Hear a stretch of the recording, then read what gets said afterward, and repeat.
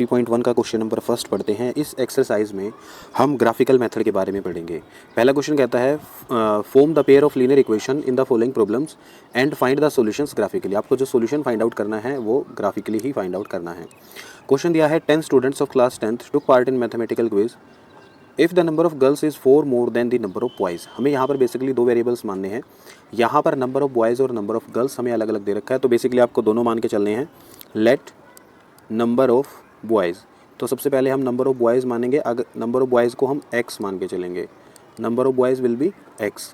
और इसी तरीके से हमें नंबर ऑफ गर्ल्स मानना पड़ेगा। Let number of girls, number of girls को हम मान लेंगे y। अब पहली क्वेश्चन दे रखी है कि if the number of girls is 4 more than number of boys.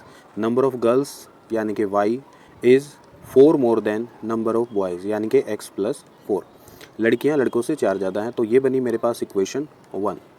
आगे दिया है टोटल जो स्टूडेंट्स हैं वो 10 दिए हैं, यानी कि अगर आप गर्ल्स और बॉयज़ दोनों को अगर आप ऐड करेंगे x + y तो वो आपको कितना दिया है 10 यहाँ पर।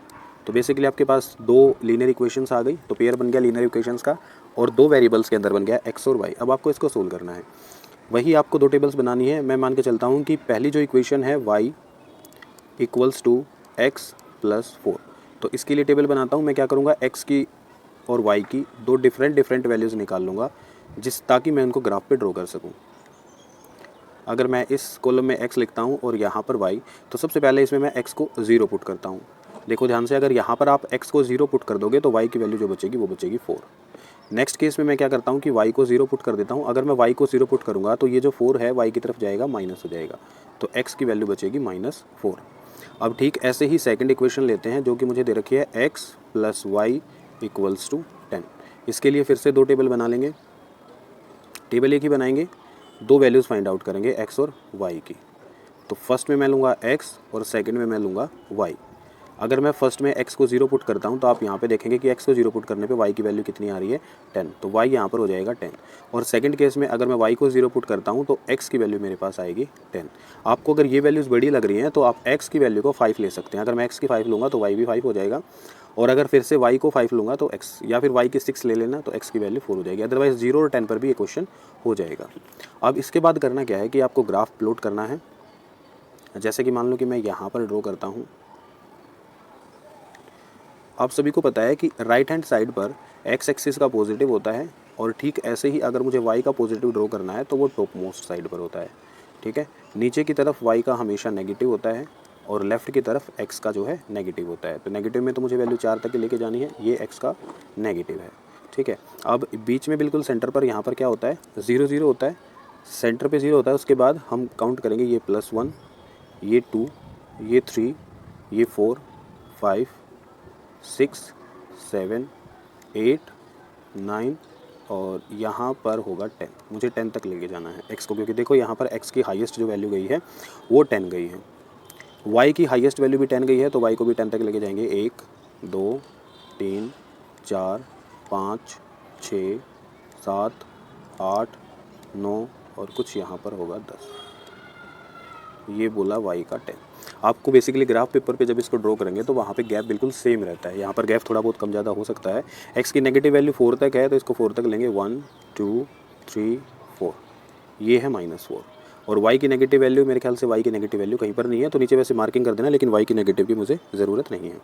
तो पहली इक्वेशन देखते हैं, y = x + 4 वाली। अगर x 0 है तो y की वैल्यू 4 है, x 0 है लेकिन y की वैल्यू 4 है। 1 2 3 4, ये है y की वैल्यू 4, यानी कि ये वाला पॉइंट है फर्स्ट पॉइंट। ठीक है, फिर x की वैल्यू -4 है, y की वैल्यू 0 है, y की वैल्यू 0 और x की वैल्यू -4, तो ये वाला पॉइंट होगा। क्लियर है, इन दोनों पॉइंट्स को अब मिला देंगे, स्केल की हेल्प से मिलाना है आप लोगों को। यहाँ पर मैं स्केल यूज़ नहीं कर सकता, तो ये जो इक्वेशन आई है आपके पास, ये आई है y = x + 4। उसके बाद नेक्स्ट इक्वेशन देखते हैं, x 0 y 10, तो x 0 है और y 10 है, तो ये वाला पॉइंट होगा। सेकंड है x 10 और y 0, तो x 10 और y 0 मैंने यहाँ पे पहले ही मार्क किया था, ये वाला पॉइंट होगा। तो अब की बार ये दोनों पॉइंट्स आपके सामने आए हैं, तो इन दोनों पॉइंट्स को मिला देंगे। अब यहाँ पर ये दोनों लाइंस आपस में काट रही हैं। ये जो इक्वेशन है ये सेकंड वाली है, x + y = 10। ठीक है, देखो अब आप जब ग्राफ पे बिल्कुल स्केलिंग करके करेंगे तो ये जो पॉइंट जहाँ पर काटेगा इसके नीचे की तरफ आपको देखना है, इधर x एक्सिस पे किस पॉइंट को काट रहा है। तो x एक्सिस पे ये है कोऑर्डिनेट एक्स एक्सिस जो इसका दे रखा है वो दे रखा है 3, और इसके सामने ही आपको वाई एक्सिस देखना है। तो इसके सामने 5, ये था 4, 5, 6, 7, तो ये है 7। यहाँ पर मैंने थोड़ा अप्रोक्सीमेशन लिया है, तो हो सकता है कि आपका एक्स कोऑर्डिनेट 3 की बजाय 4 आए या 3 की बजाय 2 आए। ठीक है, ऐसे ही वाई कोऑर्डिनेट हो सकता है कि 7 की बजाय 6 आए या 7 की बजाय 8 आए, बट यहाँ पर मैंने अप्रोक्सीमेशन से लिया है। तो यहाँ पर मुझे एक्स का जो आंसर आया है वो आया है 3, और वाई का जो आंसर आया है वो आया है 7। आप इसको ग्राफ पेपर पर करेंगे, ग्राफ पेपर पर आपको बिल्कुल एग्जैक्ट वैल्यूज़ इनके निकल कर आएंगे। क्लियर है यहाँ तक? ठीक है, चलिए इसका सेकंड क्वेश्चन देखते हैं। इसका सेकंड क्वेश्चन पढ़ते हैं। इसमें दिया है 5 pencils and 7 pens together cost rupees 50, while 7 pencils and 5 pens together cost rupees 46. Find the cost of 1 pencil and that of 1 pen respectively. यहाँ पर आपको ऐसे ही करना है, दो वेरिएबल्स आपको बनाने पड़ेंगे। एक तो आपको कॉस्ट माननी पड़ेगी पेंसिल की, और दूसरी कॉस्ट माननी पड़ेगी किसकी? पेन की, क्योंकि हमें यहाँ पर पेयर बनाना है लीनियर इक्वेशंस का, और दो वेरिएबल उसके अंदर होने चाहिए। तो दो अलग अलग कॉस्ट दे रखी हैं, तो मेरे पास दो वेरिएबल्स होंगे। तो 5 पेंसिल्स है मेरे पास, 7 पेन्स है। तो यहाँ पर मान के चलते हैं let the cost of 1 pencil, let, यहाँ पे जगह कम है तो मैं थोड़ा सा शॉर्ट में लिख के चलूँगा, आप लोग समझ लेना। लेट कॉस्ट ऑफ 1 पेंसिल, जो पेंसिल की कॉस्ट है इसको मैंने मान लिया x रुपीज़। इसके बाद let the cost of 1 pen, तो पेन की कॉस्ट को आप लोगों ने माना y रुपीज़। इस सेकंड क्वेश्चन पर हमें तो 5 पेंसिल्स हैं और 7 पेन्स हैं, तो पेंसिल को x से मल्टीप्लाई करेंगे। 5 पेंसिल्स हैं that is 5x, plus 7 pen है आपके सामने तो 7y, और इन दोनों की टोटल जो कॉस्ट दे रखी है आप लोगों को वो दे रखी है 50। उसके बाद दिया है 7 pencils, it means 7 into x, plus फिर मुझे दिया है 5 pens, it means 5 into y, और इन दोनों की कॉस्ट जो मुझे दे रखी है वो दे रखी है 46 रुपीज़। आपको एक पेंसिल की कॉस्ट और एक पेन की कॉस्ट निकालनी, बेसिकली आपको वही एक्स और वाई निकालना सेम ग्राफिकल मेथड से। तो मैं आप लोगों को यहाँ पर टेबल बना के देता हूँ, बाकी जैसे मैंने सिखाया आप इसको ग्राफ पे ड्रॉ कर लेंगे। तो टेबल अगर मैं इसकी बनाना चाहूँ तो पहली इक्वेशन की मैं बनाऊँगा जिसमें एक्स की वैल्यू एज्यूम करूँगा और वाई का आंसर निकालूंगा, फिर वाई की वैल्यू एज्यूम करूँगा और एक्स का आंसर निकालूंगा। तो पहली इक्वेशन है ये वाली, 5x + 7y = 50। तो अगर मैं यहाँ पर 5 की x की कोई ऐसी वैल्यू सोचो, ठीक है, x की कोई ऐसी वैल्यू सोचते हैं कि जिससे मेरे पास जो y आए, देखो x की ऐसी वैल्यू सोचेंगे 3 × 15, 5 × 4 = 20, 5 × 5 = 25, 5 × 6 = 30, 5 × 7 = 35, 5 × 8 = 40। ऐसी कोई वैल्यू सोच लेते हैं। चलिए x की वैल्यू यहाँ पर सोच लेते हैं हम लोग 6, ठीक है। अगर आप x की वैल्यू 6 सोचेंगे तो 5 × 6 = 30, 30 उधर जाके माइनस होगा, 50 - 30 यानी कि 20, तो y की वैल्यू आएगी 20/7, 20/7। क्लियर है? या फिर आप एक ऐसी वैल्यू सोच सकते हैं जिससे अगर यहाँ पर माइनस किया जाए तो जो नंबर बचे वो 7 का मल्टीपल बचे। तो 7 का मल्टीपल क्या क्या हो सकता है? 35 हो सकता है, ठीक है। तो अगर x की वैल्यू 3 सोचेंगे तो x की वैल्यू 3 सोच सकते हैं आप। यहाँ पर अगर मैं x की वैल्यू 3 सोचूं तो 5 × 3 = 15, और 50 में से 15 को माइनस करेंगे तो कितना बचेगा? 35। तो y की वैल्यू आ जाएगी 5। एक ऐसा नंबर सोचें कि मेरे पास एक नेचुरल नंबर जो आए, नेचुरल नंबर या होल नंबर आए मेरे पास। दूसरी आप y की वैल्यू सोच सकते हैं। अब y की वैल्यू आप क्या सोच सकते हैं? एक ऐसी वैल्यू सोचना है कि 50 जो है 5 से डिवाइड हो जाए। तो 7 × 3 = 21, आप इसको y को 5 सोच लें। 5 तो हम सोच चुके हैं ऑलरेडी, और उसके अलावा क्या सोचा जा सकता है? 7 × 6 = 42, 7 × 8 = 56। आप इसको नेगेटिव सोच लेते हैं। अगर मैं इसको y को 10 ले लेता हूँ, अगर y को 10 ले लेता हूँ तो 7 × 10 = 70, 70 उधर जाके माइनस का 20 और x आ जाएगा -4। दो वैल्यूज़ निकल कर आई पहली इक्वेशन से, x3 y 5, x - 4 y 10। अब सेकंड टेबल बना लेते हैं। यहाँ पर आपको वैल्यूज़ कुछ ऐसे, देखो आप वैल्यू कुछ भी सोच सकते हैं वैसे तो। अब इसमें ये कंफ्यूज नहीं होना है कि वैल्यू ऐसे क्यों सोची, कुछ भी वैल्यू सोच सकते हैं, आंसर सेम आएगा। बट आप ऐसी वैल्यू सोचने की कोशिश करें कि यहाँ पर एक होल नंबर आए, ठीक है, या फिर एक इंटीजर आए। अब दूसरी में क्या क्या रखा है? 7x + 5y = 46। तो अब यहाँ पर भी आपको सोचनी है x की कोई भी ऐसी वैल्यू सोच लीजिए कि जिसको यहाँ पर माइनस करें तो 5 का मल्टीपल बचे। जैसे x की वैल्यू अगर 3 सोचता हूँ तो 7 × 3 = 21, इसमें से 21 माइनस करेंगे तो 6 में से गया 5, 4 में से 2 गया 2, 25 बचेगा। तो y की वैल्यू आ जाएगी 5। क्लियर है? y की वैल्यू यहाँ पर कितनी आ जाएगी? 5। उसके बाद आप y की वैल्यू को 10 सोच लेंगे।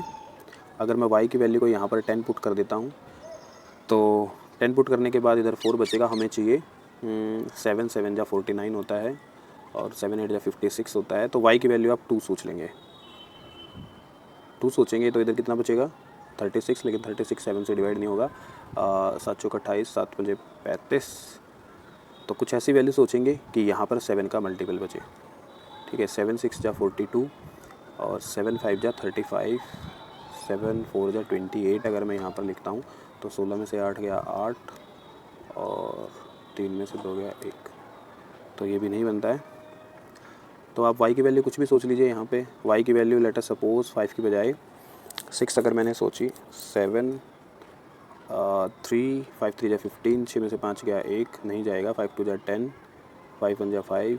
तो आप यहाँ पर कुछ भी सोच लीजिए रेंडमली, तो मुझे मल्टीपल यहाँ पे दिखाई नहीं दे रहा, तो मैं इसको 10 की बजाय 6 एज्यूम कर लेता हूँ। y की वैल्यू अगर मैंने 6 एज्यूम करी तो 5 6 जा 30, 30 को इसमें से माइनस करेंगे 16 बचेगा, तो x की वैल्यू आएगी 16/7। इसको थोड़ा सा अप्रोक्सीमेशन में ले लेना, जब ग्राफ पे ड्रॉ करो तो ये तकरीबन आ जाएगा 7 2 जा 14, 2 बचेंगे, 7 2 जा 14, 6 7 8 जा 56, तो 2.3 समथिंग इसको ले लेना। इस वैल्यू को आप 2.3 ऐसे कुछ ले लेना, क्योंकि यहाँ पर एग्जैक्ट मल्टीपल नहीं आ रहे हैं इस वाली इक्वेशंस में, ठीक है। ये सब आप कर सकते हैं। अब इन वैल्यूज़ को लेके आपको ग्राफ प्लॉट करना है, जैसा आपको बताया गया था। एक्स एक्सिस और वाई एक्सिस होंगे आपके सामने कुछ ऐसे। एक्स की पॉजिटिव वैल्यू को इस एक्सिस पे लेना है, पहले इन दोनों वैल्यू से एक लाइन की इक्वेशन ड्रॉ कर लेनी है, फिर इन दोनों वैल्यू से दूसरी लाइन की इक्वेशन ड्रॉ कर लेनी है। जहाँ पर भी ये लाइन्स एक दूसरे को काटेंगे उसके सामने वाले एक्स एक्सिस पे जो वैल्यू होगी वो एक्स का आंसर होगा, और वाई एक्सिस पर जो वैल्यू होगी वो वाई का आंसर होगा, ठीक है। चलिए आगे बढ़ते हैं सेकंड क्वेश्चन की तरफ। सेकंड क्वेश्चन में कहा गया है on comparing the ratio A1/B2, B1/B2 and C1/C2। Ratio को कंपेयर करना है सिर्फ, जैसे मैंने आपको रूल्स बताए थे। Find out whether the lines representing the following pairs of linear equation intersecting at a point are parallel and coincidence. तीनों केस में से एक चीज़ बतानी है आपको यहाँ पर बस ABC की वैल्यू, A1 B1 C1 की वैल्यू फाइंड आउट करनी है। तो अगर मैं फर्स्ट पार्ट की बात करूँ तो इसमें जो A1 की वैल्यू है वो है 5। उसके बाद अगर मैं A2 की वैल्यू फाइंड आउट करता हूँ तो सेकंड इक्वेशन में A2 की वैल्यू दे रखी है 7। फिर अगर मैं B1 की वैल्यू फाइंड आउट करता हूँ तो B1 की वैल्यू दे रखी है -4। अगर मैं B2 की वैल्यू फाइंड आउट करता हूँ तो B2 की वैल्यू ये -4 है, तो B2 की वैल्यू यहाँ पर दे रखी है 6। क्लियर है। फिर बात कर लेते हैं C1 की वैल्यू दे रखी है 8। फिर बात कर लेते हैं C2 की, तो C2 की वैल्यू यहाँ पर कितनी दे रखी है -9। क्लियर है। आपको अब रेशो निकालना है A1/A2, B1/B2, C1/C2। 3 कंडीशन थी, मैं एक बार कंडीशन लिख देता हूँ। हमारे पास 3 कंडीशन ये थी कि अगर मेरे पास A1/A2 इक्वल नहीं है B1/B2 के, तो मेरे पास ये जो लाइन्स है इंटरसेक्ट करेंगी एक पॉइंट पर। जैसा कि क्वेश्चन में आपको बताना है कि क्या ये इंटरसेक्ट करेंगी या पैरेलल है या कोइंसिडेंट है, कौन साइड करेंगे। तो A1/A2 इक्वल नहीं है B1/B2 के, तो इंटरसेक्ट करेंगी। दूसरे केस की अगर मैं बात करूं कि अगर A1/A2 इक्वल है B1/B2 के और ये भी इक्वल है C1/C2 के, तो ऐसे केस में जो है लाइंस क्या होंगी, पैरेलल होंगी। सॉरी, ऐसे केस में लाइंस जो है क्या करेंगी, कोइंसाइड करेंगे एक दूसरे पर, उसके इनफाइनाइट सॉल्यूशन होंगे। ऐसे केस में क्या करेंगी, कोइंसाइड करेंगी। और तीसरा जो केस है A1/A2 इक्वल होगा B1/B2 के, but it does not equal to C1/C2। तो ऐसे केस में जो है कोई सॉल्यूशन नहीं होगा, यानी कि लाइंस यहाँ पर क्या होंगी, पैरेलल होंगी। तो यही आपको चेक करना है। तो A1/A2 अगर मैं यहाँ पे देखूँ तो 5/7 है, A1/A2 5/7 है, B1/B2 -4/6 है, -4/6। अगर इसको 2 की टेबल से काटेंगे तो -2/3। तो क्लियरली यहाँ पर शो हो रहा है कि A1/A2 does not equal to B1/B2। First case है, तो पहले जो पार्ट है इसमें जो है लाइनें इंटरसेक्ट करेंगी। अगर मैं फर्स्ट पार्ट की बात करूँ, इसको कैपिटल I लिख देता हूँ। कैपिटल I का मतलब ये जो लाइन्स है एक दूसरे को इंटरसेक्ट करेंगी एक पॉइंट पर, इसका यूनिक सोल्यूशन होगा। सेकंड क्वेश्चन में देख लेते हैं। इसमें 9x/18 है, तो सीधा यहाँ पर वैल्यू निकालते हैं 9/18, ठीक है, A1/A2। अगर इसको सिंप्लीफाई करोगे तो ये 1/2 आएगा। फिर B1/B2 यानी कि 3/6, इसको भी सिंप्लीफाई करोगे तो 1/2 आएगा। लास्ट है 12/24, 12/24, इसको भी सिंप्लीफाई करोगे तो 1/2 आएगा। A1/A2 इक्वल्स आया B1/B2, इक्वल्स आया C1/C2। तो दूसरा केस मेरे सामने यहाँ पर बन रहा है कोइंसाइड वाला। तो सेकंड जो होगा इसको मैं कैपिटल C लिखता हूँ। कैपिटल C का मतलब ये जो है कोइंसाइड करेंगे लाइंस।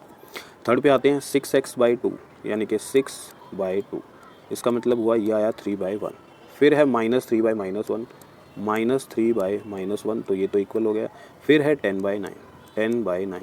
तो देखो A1/A2 इक्वल है B1/B2 but does not equal to C1/C2। तो लाइंस यहाँ पर क्या होंगी, पैरेलल। जो थर्ड केस है इस पर मैं कैपिटल B लिख देता हूँ। इसका मतलब है कि लाइंस हमारी जो है क्या होंगी, पैरेलल। क्लियर है सभी को, यहाँ तक क्लियर है। तो अभी क्वेश्चन थर्ड की तरफ बढ़ते हैं। क्वेश्चन थर्ड मुझे यहाँ पर दे रखा है, on comparing the ratios of A1 by A2, B1 by B2 and C1 by C2 whether the following pairs of linear equations are consistent or inconsistent। Basically इस क्वेश्चन में आपको सिर्फ इतना बताना है कि सॉल्यूशन जो है कंसिस्टेंट होंगे या इनकंसिस्टेंट होंगे। तो देखो ये जो इंटरसेक्टिंग वाली बात कही मैंने, एक सेकेंड, यहाँ पे जो मैंने लिखा था इंटरसेक्ट, तो इंटरसेक्ट भी कंसिस्टेंट है और क्वानसाइड भी कंसिस्टेंट है। अगर इन दोनों में से केस बनता है तो ये दोनों जो केस बनते हैं ये बनते हैं कंसिस्टेंट के। कंसिस्टेंट का मतलब है कि इसका सॉल्यूशन होगा, कोई ना कोई सॉल्यूशन होगा कंसिस्टेंट। और ये पैरेलल वाला जो केस बनेगा यहाँ पर, ये जो केस बनेगा ये बनेगा इनकंसिस्टेंट का। तो आपको बस यही कंडीशन चेक करनी है, इनकंसिस्टेंट का मतलब इसका कोई सॉल्यूशन नहीं होगा। तो फर्स्ट पार्ट के अंदर देख लेते हैं, थर्ड क्वेश्चन का फर्स्ट पार्ट, 3x + 2y = 5 और 2x - 3y = 7। तो A1 by A2 तो होगा 3/2, ये है 3 और ये है 2, और B1 by B2 होगा 2/-3। तो क्लियरली यहीं से शो हो रहा है कि 3/2 और -2/3 इक्वल नहीं है, मतलब पहला केस है इंटरसेक्टिंग वाला। तो यहाँ पर मैं लिख देता हूँ कंसिस्टेंस, कैपिटल C से, ये जो सॉल्यूशन है ये कंसिस्टेंट होगा। सेकंड की बात कर लेते हैं, 2x इधर 4x तो ये बनेगा 2/4, अगर आप इसको कैंसिल करोगे तो 1/2।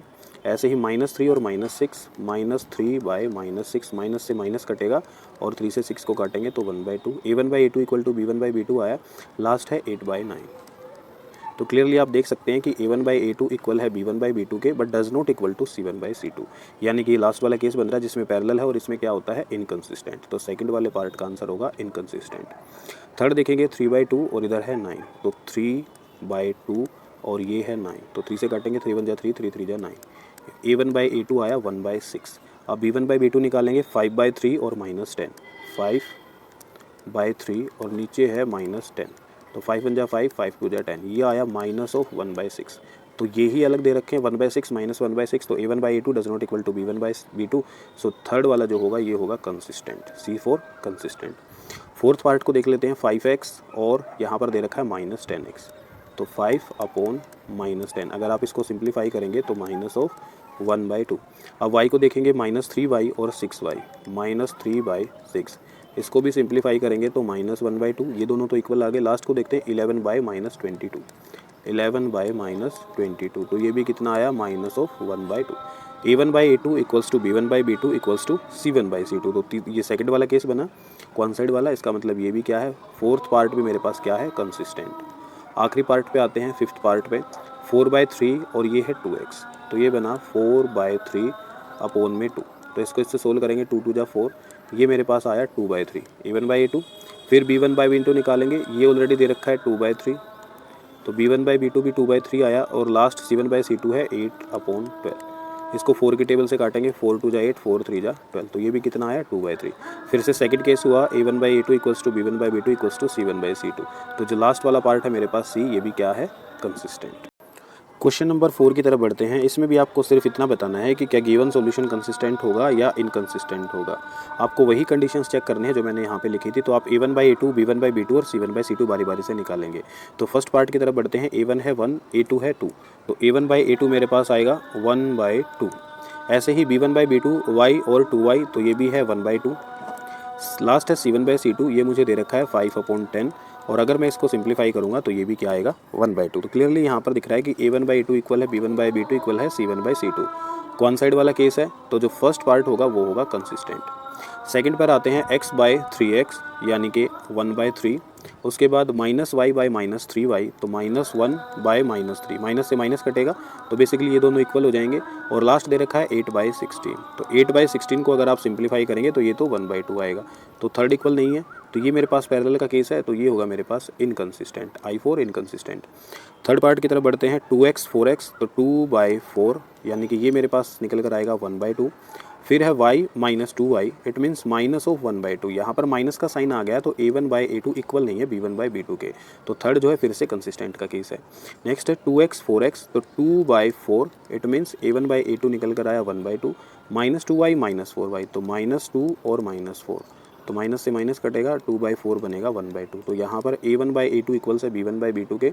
लास्ट चेक कर लेते हैं, -2 और -5, तो -2/-5, माइनस से माइनस कटेगा, लेकिन ये बना 2/5, does not equal to C1 by C2, तो ये वाला केस जो है पैरेलल का बनता है, तो इसको बोला जाएगा इनकंसिस्टेंट। क्लियर है। आगे बढ़ते हैं हम, क्वेश्चन नंबर 5 की तरफ। क्वेश्चन 5 में मुझे कह रखा है कि half the perimeter of a rectangular garden whose length is 4 meter, यहाँ पर देखेंगे whose length is 4 meter more than its width is 36 meter. आपको पेरीमीटर का हाफ दे रखा है 36, तो अगर फुल पेरीमीटर की मैं बात करूँगा तो वो कितना हो जाएगा 72। तो क्वेश्चन नंबर 5 में आपको जो है फुल पेरीमीटर की अगर मैं बात करूँ, क्योंकि ये हाफ दे रखा है तो फुल पेरीमीटर निकल कर आएगा 72 मीटर।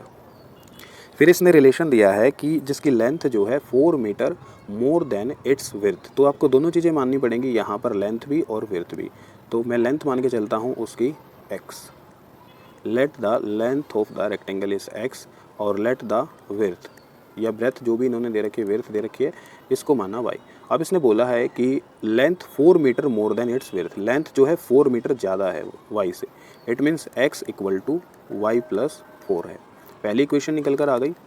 दूसरी इक्वेशन आई कि पेरीमीटर 72 है, तो पेरीमीटर का फॉर्मूला होता है 2 into x length plus breadth it is equal to 72। तो 2 से 72 को अगर आप सीधा ही काटेंगे तो यहाँ पर बनेगा 36, यानी कि जो दूसरी इक्वेशन निकल कर आई x plus y is equals to 36। थोड़े स्मार्ट बच्चों को पता होता है कि हाफ पेरीमीटर 36 दे रखा है, तो वो डायरेक्टली एज्यूम कर लेते हैं कि x plus y is equals to 36, ठीक है। और मैं तो सभी बच्चों को इंटेलिजेंट मानता हूँ। फिर आगे बोला है find the dimensions of the garden, आपको गार्डन की डायमेंशंस निकालनी है। और यहाँ पर देखो, वैसे तो एक्सरसाइज ग्राफिकल मेथड वाली है, तो अभी तो आपको इसको ग्राफिकल मेथड से ही सोल्व करना है, लेकिन एग्जाम में क्वेश्चन आए और वहाँ पर मेथड मेंशन ना हो तो आप इसमें कोई भी मेथड लगा सकते हैं, ठीक है। अभी के लिए आप लोग इसमें ग्राफिकल मेथड लगाएंगे क्योंकि आप लोगों ने दूसरे मेथड अभी पढ़े भी नहीं है। तो ग्राफिकल मेथड लगाने का तरीका वही है, सिंपल, कि एक बार इस इक्वेशन से आप दो वैल्यूज़ निकालेंगे x और y की, क्लियर है। अगर यहाँ पर x को 4 मान लेता हूँ तो y की वैल्यू कितनी बचेगी, 4 नहीं मानेंगे, कुछ आसपास की वैल्यू मान लेंगे। तो 36 है तो इसको मान लेते हैं 14, x को 14 मान लेंगे तो y बचेगा 6 माइनस 4 2, 3 माइनस 1 2। सेकेंड में आप y को मान लेते हैं कुछ भी, y को 20 मान लेंगे या फिर x को ही 20 मान लेंगे तो y जो है 16 बचेगा। तो ये इस इक्वेशन से आएगा। दूसरा, इस वाली इक्वेशन से x और y की अलग अलग वैल्यू मान लेंगे आप लोग। अगर आप यहाँ पर y को 0 मानते हैं तो x 4 बचेगा, और अगर x को 0 मानते हैं तो y जो है -4 बचेगा। तो ये दो वैल्यूज़ आपके पास आएंगी। इन वैल्यूज़ को आप थोड़ा शॉर्ट नहीं कर पाओगे क्योंकि एक वैल्यू तो बड़ी आएगी, 18 मानेंगे तब भी बड़ी ही हो जाएंगी, ठीक है। तो इन दोनों वैल्यूज से आपको जो है ग्राफ ड्रॉ करना है, जहाँ पर वो इंटरसेक्ट करेंगे वही आपका आंसर होगा, क्लियर है। आगे बढ़ते हैं क्वेश्चन नंबर 6 की तरफ। Given the linear equation 2x plus 3y minus 8 is equals to 0, equal आपको दे रखी है, इक्वेशन दे रखी है। Right another linear equation in 2 variables such that the geometrical representation of the pair so formed is intersecting lines होगा, parallel lines होगा। देखो बहुत ज़्यादा सिंपल क्वेश्चन है, आपको एक तो दे रखी है, एक आपको दे रखी है। पहला केस जो आपको करना है इंटरसेक्टिंग लाइन का करना है, यानी कि a1/a2 does not equal to b1/b2। तो a1/a2 2x को डबल कर लेते हैं 4x, तो a1/a2 जो आएगा 1/2 आएगा, और y को जो है 3 टाइम्स कर लेते हैं, 3 3 जा 9y, और 8 को एज इट इज छोड़ देते हैं इक्वल्स टू 0। अब आप यहाँ पर जब इसको सोल्व करेंगे तो a1/a2 does not equal to b1/b2 आएगा, और ये केस बन जाएगा इंटरसेक्टिंग वाला। फिर पैरेलल लाइंस के लिए आपको क्या चाहिए, पैरेलल लाइंस का मतलब नो सॉल्यूशन, मतलब a1/a2 इक्वल टू b1/b2 होना चाहिए। तो दोनों को डबल कर लेते हैं, 4x प्लस 6y, यहाँ से a1/a2 is equals to b1/b2 आया, but does not equal to c1/c2, तो आप इसको -9 कर लेंगे, does not equal to c1/c2 आ जाएगा। ये पैरेलल लाइन का केस हो जाएगा। कौन साइड में क्या करना है कि तीनों सेम होने चाहिए, तो तीनों को डबल कर लेंगे, ये बनेगा 4x प्लस 3y का 6y और 18 का हो जाएगा 16 इक्वल्स टू 0। तो ये आपके पास बनेगा कौन साइड का केस, क्लियर है। आखिरी क्वेश्चन की तरफ बढ़ते हैं। Draw the graphs of the equations. Equation आपको दे रखी है x minus y plus 1 equals to 0, और दूसरी दे रखी है 3x plus 2y minus 12 equals to 0। Determine the coordinates of the vertices of the triangle formed by this lines. यहाँ पर जो ट्रायंगल आपको फॉर्म होगा, एक ट्रायंगल आपको बनेगा, इन्होंने खुद ही हिंट दे दिया कि जब आप इनसे ग्राफ प्लॉट करेंगे तो एक ट्रायंगल आपके सामने बनेगा, और उस ट्रायंगल के एक सेकेंड, ठीक है, formed by this lines and the x axis and the shade of the triangular region, बल्कि एक्स एक्सिस के साथ ट्रायंगल बनेगा। तो दोनों इक्वेशंस का एक बार वैल्यूज़ निकाल लेते हैं, x और y। ये फर्स्ट इक्वेशन मैं यहाँ से निकाल रहा हूँ इससे। तो x अगर मैं यहाँ पर x को 0 मानता हूँ, x अगर 0 हो जाएगा तो y जो यहाँ पर 1 हो जाएगा, और अगर y की वैल्यू 0 मान लेते हैं तो x की वैल्यू -1 हो जाएगी, y की वैल्यू 0 मान लेते हैं तो x की वैल्यू जो है -1 यहाँ पर हो जाएगी। सेकंड देख लेते हैं, इसमें भी आपको x और y ढूंढना है। तो सबसे पहले अगर मैं x की वैल्यू को 4 मान लेता हूँ, x की वैल्यू को क्या मान लेता हूँ, 4 2 4 जा 8, तो 8 उधर जाकर क्या हो जाएगा माइनस। आपको ऐसी वैल्यूज़ माननी है, x की वैल्यू आपको माननी है 4, तो 3 4 जा 12, 12 12 y की वैल्यू आ जाएगी 0, ठीक है। अगर सेकंड केस में x की वैल्यू 0 मान लें हम, तो y जो है आपके पास बचेगा 6। ये बनी मेरे पास वैल्यूज़। अब आपको ग्राफ पेपर पर x एक्सिस और y एक्सिस ड्रॉ कर लेते हैं। y की पॉजिटिव वैल्यू आपको जो है 6 तक लेके जानी है, तो थोड़ा बड़ा कर लेंगे, और x की तो 4 तक लेके जानी है। तो ये है 1 2 3 और ये है 4। x की पॉजिटिव वैल्यू मुझे 4 चाहिए और y की पॉजिटिव वैल्यू, x की नेगेटिव भी चाहिए तो -1। फिर y की वैल्यू मुझे 6 तक चाहिए, तो 1 2 3 4 5 और ये 6। y की वैल्यू 6 और ये y की वैल्यू 1। पहला ग्राफ है 0 और 1, तो 0 एक्स एक्सिस और 1, तो यानी कि पहला पॉइंट जो है ये होगा, ये वाला।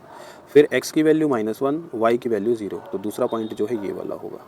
तो ये दोनों लाइंस अगर आप ड्रॉ करेंगे तो कुछ ऐसे जाएगी। दोनों पॉइंट से ये लाइन जो है ऐसे जाएगी। ये पहली लाइन है x minus y plus 1 equal to 0। Second में x 4 होना चाहिए, y 0, तो पहला पॉइंट ये हुआ मेरे पास। फिर x 0 और y 6, तो दूसरा पॉइंट मेरे पास ये हुआ। तो ये लाइंस यहाँ से कटेगी। तो अब अगर आप ध्यान से देखेंगे तो ये आपके पास यहाँ पर जो है ट्रायंगल बनेगा, ये वाला, जिसके कोऑर्डिनेट होंगे, ये होगा a कोऑर्डिनेट, और ये यहाँ से निकल के जा रहा है तो ये B और ये C। तो बेसिकली ये आपके पास ट्रायंगल बना है। इसने बोला था कि इन लाइंस के द्वारा और x एक्सिस के द्वारा और ट्रायंगुलर रीजन को शेडेड करना है। तो ये जो है आपके पास ट्रायंगुलर रीजन बनेगा। तो ये होगा इसका सॉल्यूशन।